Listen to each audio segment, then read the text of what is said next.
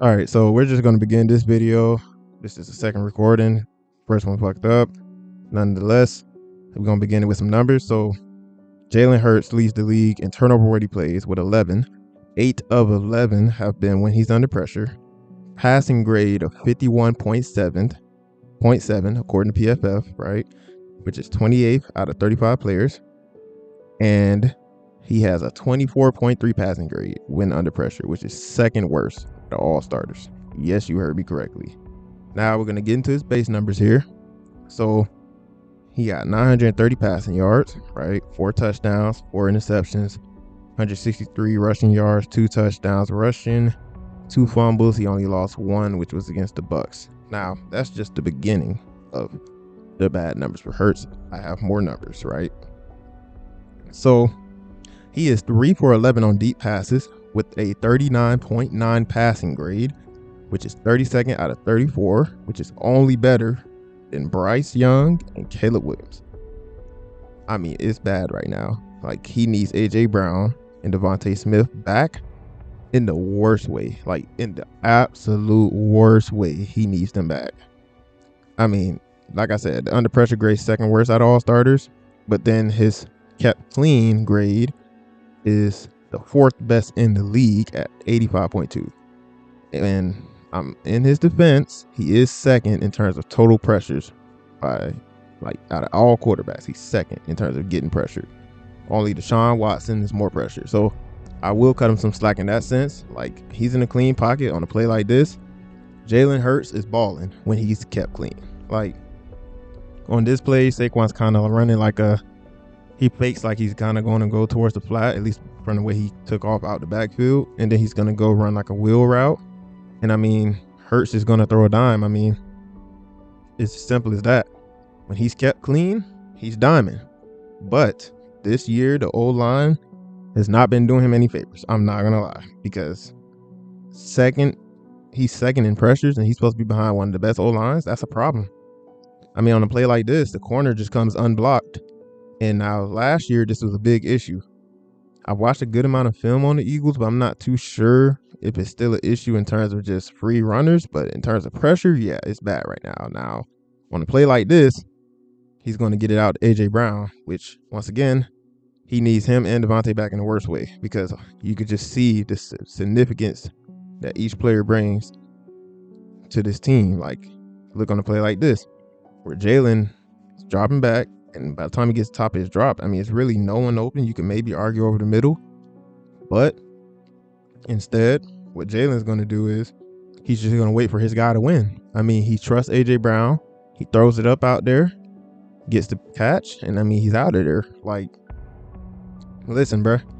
This team needs A.J. Brown in the worst way. Like honestly, if I'm Jalen Hurts, I'm praying that A.J. Brown is healthy enough to play this week, because I'm not too sure Devontae is going to be ready, but they have to get him back. And the coaching, I feel like, is still an issue. But at a certain point, some of these plays are on Jalen Hurts. However, like I said, he still has his positive upside as well, because on a play like this, where he's going to miss this corner route, I want to say Devontae's the one running it, he's going to miss it, which I kind of understand why he missed it, but still, nonetheless, you were looking that way. You had a window if you anticipate, right? But instead, what he's going to do is he's going to do what he was elite at before he got paid, which was running. I don't really understand why he doesn't run as much these days. Like, I get it, protect yourself, but Jalen, you're an elite runner. You got to run that ball, fam. Like, it kind of made sense last year because he was hurt. But overall, he definitely has to run the ball more than he has these past couple of years, especially when he's struggling to, I don't know if he's struggling to see the field or what, but it's something going on with Hurts when it comes to these turnovers. Like, he's had I want to say he's leading the league in turnovers over the last 2 seasons.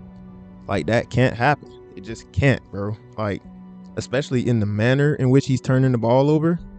Like, a lot of his turnovers are really ugly, man. Like, I know these are tough watches when he has to rewatch them, man. And like I said, he's been under pressure all year just to make it that much worse. This is not a good situation in Philly right now. Like, He needs his receivers healthy in the worst way, and he needs the coaches to adjust the game plan. Now, I'm going to talk about it a little bit later, but I feel like they should lean on Barkley a little bit more. But on a play like this is what I mean by Jalen might be an issue, right? Because he somewhat stares down Devontae, which I get because you're trying to get the ball out quick. But the problem is Jalen, the safety's staring right at you. So on one hand, while I can understand why he threw it, he stares it down. The veteran safety in Matthew just reads him all the way, beats Devontae to the point of attack. I mean, these are college interceptions. Like, I get why he threw it, but I mean, it can't happen in the red zone. It just can't. Red zone turnovers can't happen. Turnovers in general can't happen. These are taking points off the boards. It's not a good decision. I feel like if anything, that might be my biggest criticism of Jalen right now, which is his decision making. Because on a play like this, I mean, middle of the field's closed, Jalen. They're in cover 2. At least that's what I think they're in, right?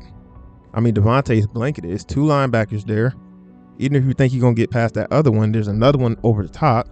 And then, specifically on this play, he's staring down Devontae so hard, he never comes off of it and sees the curl at the bottom open, which, all right, hindsight's 20/20.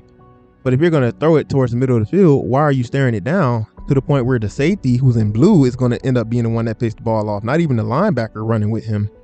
I mean, that's just a bad decision, man. I don't know how you want to spin that, Eagles fans, but if you ask me, that's a bad decision more so than it was a bad throw, which it was both, obviously. Then you have this one, which I understand why he threw this one, but great players make great plays, and Jair is just going to make a great play. Like you see on this one, A.J. Brown's open. He just is. But by the time Jalen's throwing it, Jair has come off the receiver, and he sees it all the way. Now, you're already in a bad situation because he's ready to play out, but then AJ's going to slip, so he doesn't even get a chance to maybe even get his hand in there to bat it down or anything. So that just leads to another interception for Hurts. I mean, at the same time, though, he's throwing back across his body. So once again, decision making. I don't know if that's the best decision, but I get why he did it. Play like this, though, can't defend it, man. You got to protect the ball. Jalen's running out the pocket. The DN doesn't even hit the ball. The DN just simply tackles him. But because he's holding the ball with one hand, he loses it, man. Like, Jalen has to clean up his ball security. He has to. Like, you're the quarterback. You're the one with the ball the most out of everyone on the field. You have to protect the ball, period. Play like this. You sensing pressure, and you still try to throw it. I mean, you just can't have it when you're getting paid as much as Jalen. And I know you don't like to bring up the money argument, but goddamn it, he getting paid. You got to protect the football, man. That one was a bad snap. I don't blame him too much for that. I want to say this is just a missed throw. And then I want to say this last one was a sack where he's just holding the ball. Like, can't have it. He had to clean it up, Jalen, or this team is going to be a long season. Sirianni's probably gone, I'm not going to lie.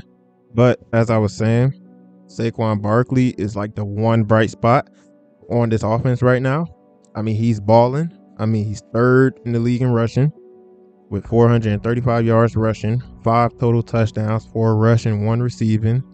And he's averaging 6 yards a pop, man. Like, I know they already done gave him 73 carries, which is tied for 4th in the league. But until A.J. Brown and Devontae is back, you might have to lean on him even more because Jalen is just not playing good ball right now. He's putting the ball in harm's way too often.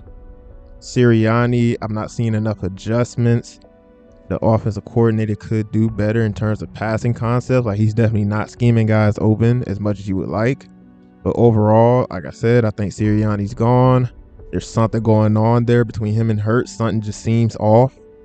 But more than anything, man, Philly just might have a Jalen Hurts problem on their hands right now, man.